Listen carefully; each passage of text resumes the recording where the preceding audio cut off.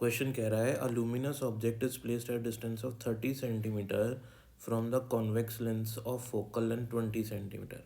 तो आपके पास convex lens है, इसकी फोकल लेंथ है 20 सेंटीमीटर, इससे 30 सेंटीमीटर दूर एक ऑब्जेक्ट रखा हुआ है। On the other side of lens, at what distance from the lens, a convex mirror of radius of curvature 10 centimeter be placed in order to have an upright image of the object coincident with it। तो question बोल रहा है कि इससे दूर हम इससे कितनी दूर, इस कॉन्वेक्स लेंस से कितनी दूर एक कॉन्वेक्स मिरर रखें कि जो इस ऑब्जेक्ट की इमेज हो वापस से घूम के इसी पे बन जाए। ठीक है, तो हमको पता लगाना है कि इन दोनों के बीच में कितनी डिस्टेंस होनी चाहिए। और इस कॉन्वेक्स मिरर की जो फोकल लेंथ है वो है 5 सेंटीमीटर, या फिर मैं बोलूँ रेडियस ऑफ कर्वेचर है 10 सेंटीमीटर। तो ये इसका जो है सेंटर ऑफ कर्वेचर हो जाएगा कॉन्वेक्स मिरर का। होगा क्या, ये जो ऑब्जेक्ट है इससे रेज जाएंगी और कहीं पे इमेज बनेगी इस साइड पे। कितनी दूर इमेज बनेगी वो हमको पता नहीं है, तो हम सॉल्व कर लेते हैं। 1/f equals to 1/v minus 1/u।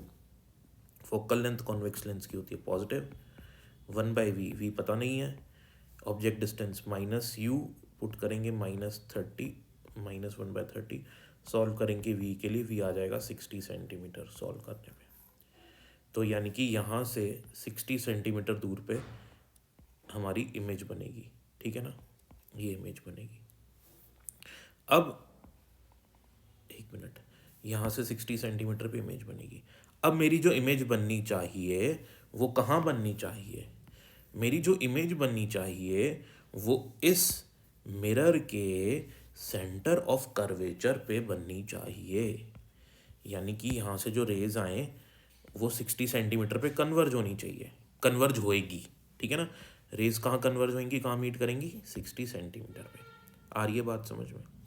और हमने मिरर को ऐसे रखना है कि ये जो 60 सेंटीमीटर है लेंस से दूरी, ये मिरर का सेंटर ऑफ कर्वेचर हो। यानी कि ये जो सेंटर ऑफ कर्वेचर हो, ये मिरर का ये पॉइंट मिरर का सेंटर ऑफ कर्वेचर भी होना चाहिए, और ये लेंस का वो पोजीशन भी होनी चाहिए जहाँ पे इमेज बन रही है। सर ऐसा क्यों? क्योंकि अगर ऑब्जेक्ट से रेज ऐसे निकल रही हैं, अगर ऑब्जेक्ट से रेज ऐसे निकल रही हैं तो वो जाएंगी किसके पास? वो जाएंगी ये सेंटर ऑफ कर्वेचर पे या 60 सेंटीमीटर पे। ठीक है, अब अगर वो मिरर के सेंटर ऑफ कर्वेचर पे जा रही हैं रेज, कहाँ जा रही हैं? अगर ये पॉइंट जहाँ पे इमेज बन रही है, ये जो पॉइंट है, अगर ये मिरर का सेंटर ऑफ कर्वेचर है तो ये जो रेज है ना, ये इस मिरर को 90 डिग्री पे स्ट्राइक करेंगी। ये बेसिक कॉन्सेप्ट होता है। ठीक है, अगर मैंने कोई सर्कल बनाया तो मैंने सर्कल के ऊपर अगर एक परपेंडिकुलर ड्रॉ करी ऐसे, तो ये जो परपेंडिकुलर मैंने ड्रॉ करी है ये इसके सेंटर से पास होगी हमेशा।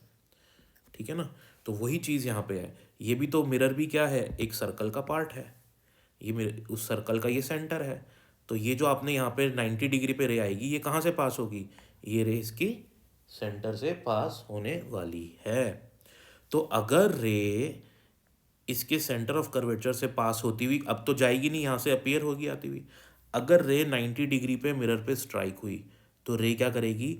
जब भी कोई रे, ध्यान रखो कॉन्सेप्ट, जब भी कोई रे मिरर पे 90 डिग्री पे स्ट्राइक होती है तो वो रिफ्लेक्ट हो जाती है और अपना पाथ रिट्रेस करती है।